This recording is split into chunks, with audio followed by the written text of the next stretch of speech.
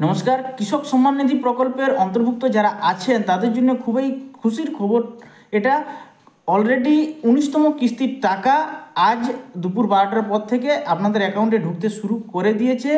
প্রধানমন্ত্রী কৃষক সম্মান নিধি প্রকল্পে যে 19তম কিস্তির টাকা দেওয়ার কথা ছিল আজকে 24 তারিখ থেকে 24শে ফেব্রুয়ারি 2025 তারিখ থেকে সেই টাকা দুপুর 12টার পর থেকে আপনাদের অ্যাকাউন্টে ঢুকতে শুরু করেছে। যদি এখনও পর্যন্ত আপনাদের অ্যাকাউন্টে সেই টাকা না ঢুকেছে তাহলে হয় অপেক্ষা করুন না, প্রসেসিংয়ের মধ্যেই আছেন।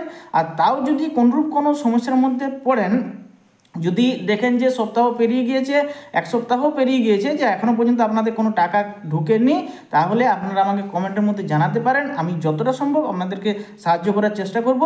আর যেটা একটা সম্ভাবনা ছিল, হয়তো যাদের ফিজিক্যাল ভেরিফিকেশানে কমপ্লিট হয়নি তাদের টাকা পয়সা ঢুকবে কি ঢুকবে না, সেই ক্ষেত্রে কিন্তু সেই সমস্যার সমাধান যেটুকু বিভিন্ন জায়গা থেকে খবর পেলাম আমি সেই হিসেবে আপনাদেরকে জানাচ্ছি যে টাকা কিন্তু হয়তো এই লটে আপনাদের ঢুকে যেতে পারে।